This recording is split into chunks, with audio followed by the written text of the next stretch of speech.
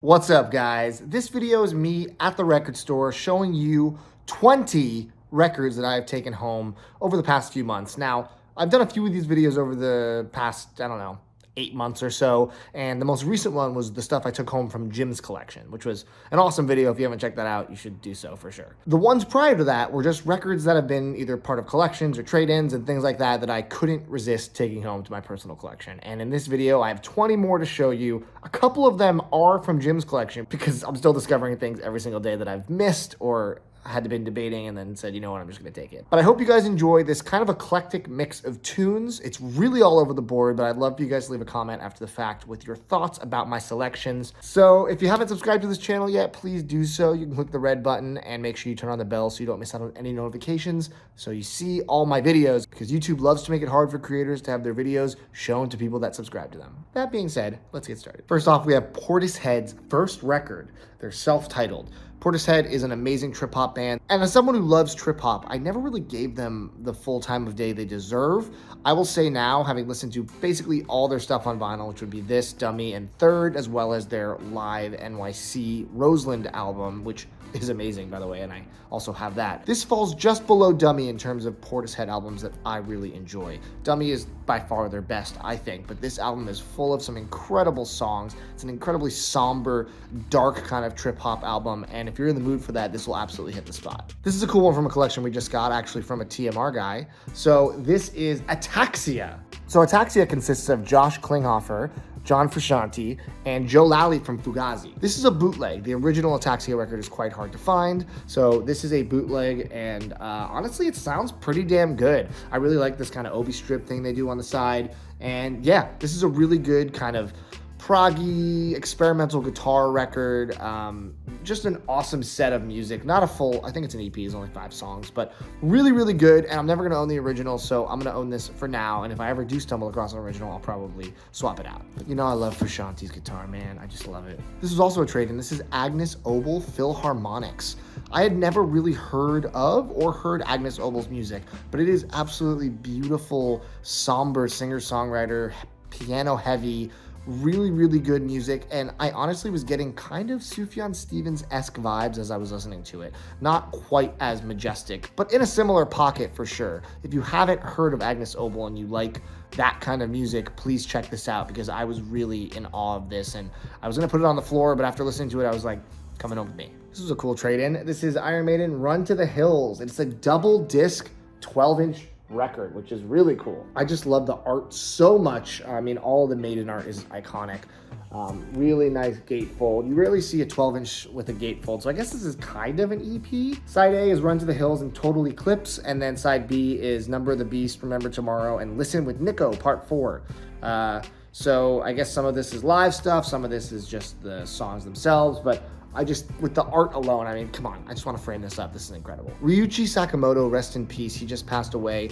An absolute pioneer of electronic music in Japan, part of Yellow Magic Orchestra, an amazing career, super extensive. He's touched just about every single genre that exists, including bossa nova. I didn't know that. There's actually a couple really hard to find Ryuji Sakamoto bossa nova records that I'm now trying to track down, and I'm never gonna find them for a good price now that he's unfortunately gone. But this is a really good soundtrack for The Last Emperor, also featuring David Byrne and Kong Su. I listened to this and it is just so beautiful. I couldn't put this on the floor.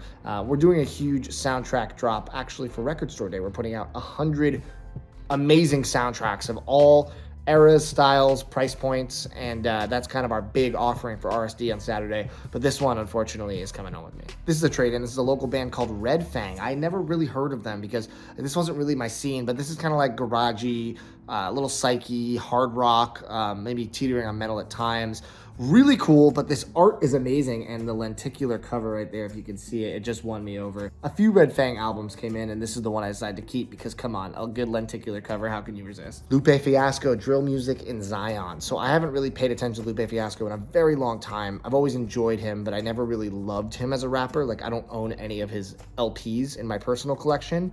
But that being said, I was curious about this more recent 2022 album from him, and I played it in the store, and it is tremendous. It is full of so much heart, just conscious rap done in such a classic way that Lupe Fiasco is known for, and I just think this is front to back full of really memorable beats and an awesome listen. So I decided to take it home and begin my Lupe Fiasco collection from the front going backwards now. I don't even know how to describe this record. Listener, Time is a Machine. This was another part of a collection buy, and this was like an outlier in that collection. There wasn't a lot of modern stuff. This came out in 2013. It was described as like, I think, left field and spoken word on Discogs. So I was like, what is this gonna be? But it very much has more roots in kind of post-rock and emo, kind of scream singing, storytelling, builds and ebbs and flows. I didn't know what to expect from this record, but I loved it. As soon as I finished listening, I was like, yeah, it's coming home with me. Really nice blue vinyl. I don't know much about this band, though. If anyone knows anything more, please leave a comment, because I tried to do a little bit of research, and there wasn't a ton of information, but it is numbered out of 500, which is cool. Townes Van Zandt, Flying Shoes. I am the first to admit that I have not spent much time with Townes Van Zandt's catalog at all. I tend to shy away from country, even classic country, and while I do appreciate some of the greats, you know, your Cashes, your Pardons, stuff like that, this is someone that I've never really checked out, and I've been intimidated to do so. But this came in, it is a 78 OG. I would say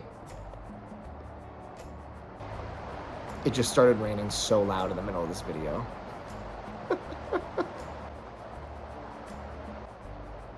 The sleeve has seen better days, unfortunately, some staining and whatnot, but the disc plays really nicely. I would honestly say it plays at like a close to VG+, and I really enjoyed the record. It was amazing songwriting. I understand why people love Townes Van Zandt now. I might have to dig deeper into his catalog, although I know it's an expensive endeavor if you're looking for originals. But yeah, was very impressed, and I think it hit me at the right time, you know? Now we're getting into more of the metal stuff. We got Exhumer, German thrash band, Possessed by Fire. It's the first pressing. Look at these boys.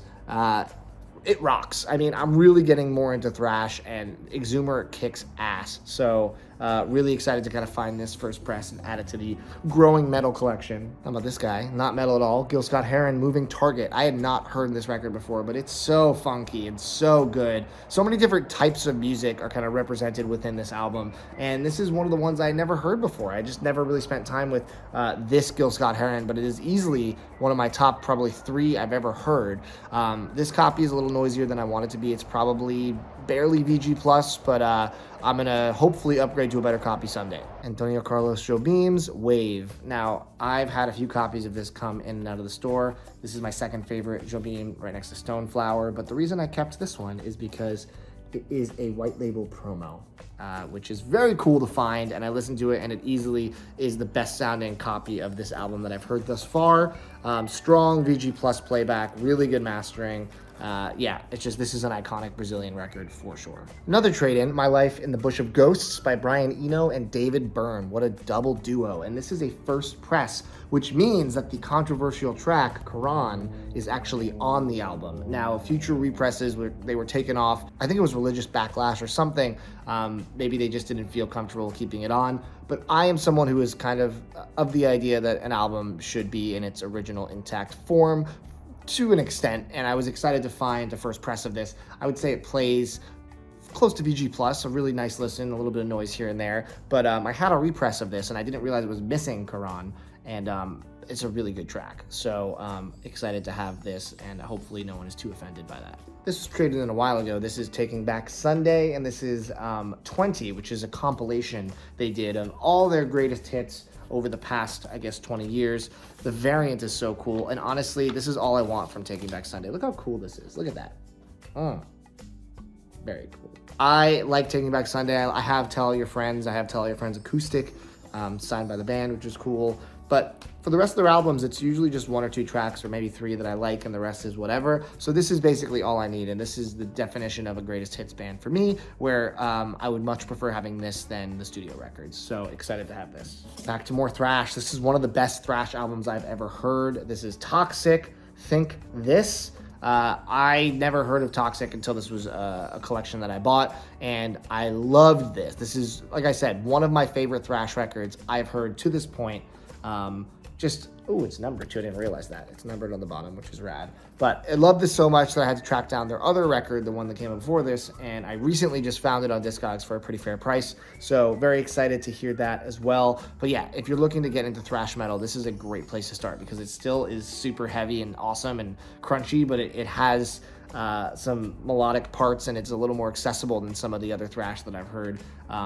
It's just great. Listen to it. This is from a collection I bought a while ago I did a video about. This is Solar Gambling by Omar Rodriguez Lopez of the Mars Volta. And almost all of Omar's stuff is extremely hard to find on vinyl, this included. So I didn't know much of his stuff. I'm not a huge Mars Volta fan myself. I know I get a lot of flack for that. But I didn't really know much of Omar's solo stuff. And I decided to listen to each one of the records that we got in that collection, of which there were like 5 or 6.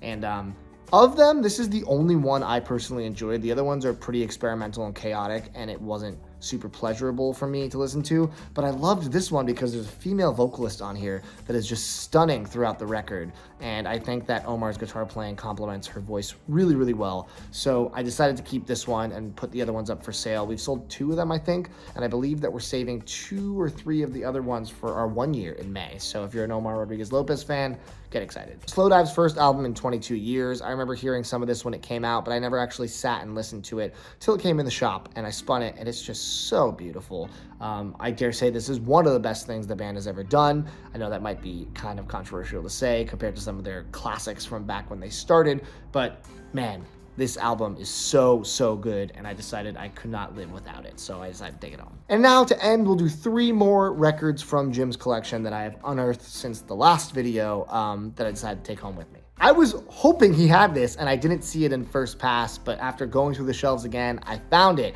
This is the best of Sugar Ray, their greatest hits, and it really goes kind of chronologically through their career. The first 3 songs, you know, they started off way less poppy. They were kind of like nu metal, punk elements to them.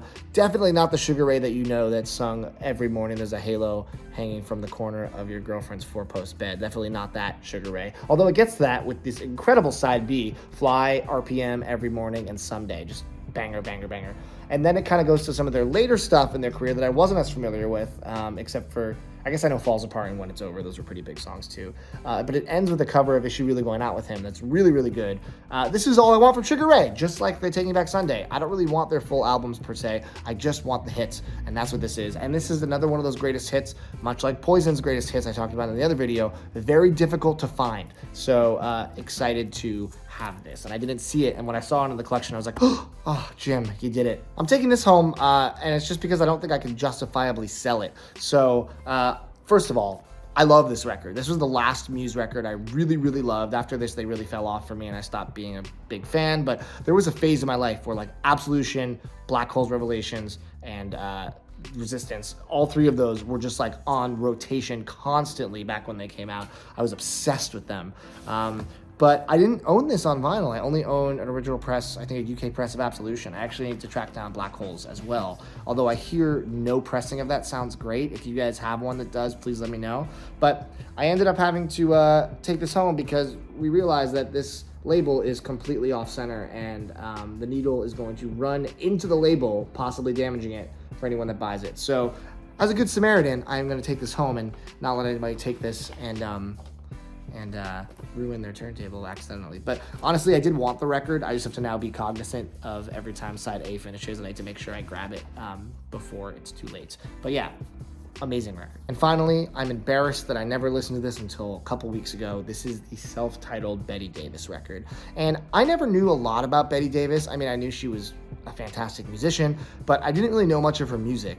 And I was shocked at how funky this is. I mean, I know that's a kind of crazy statement for those of you that know Betty Davis. I mean, she's kind of like the queen of funk, but I loved this front to back. I thought this was a stellar, stellar reissue from Light in the Attic Records. Originals are very hard to find, so very happy to stick with this one. And yeah, I just had to take it home. This is beginning my Betty Davis journey, and I know there's a lot more to dive into, so excited to see where it goes from here. And those were my picks from the last couple months at the store. As I said, please leave a comment with your thoughts on any of my picks. I think they're all pretty good. Obviously, that's why I'm taking it home. But more videos are coming very soon, so thank you guys again. Please subscribe if you have not yet, and I'll see you guys soon for another video. Take it easy.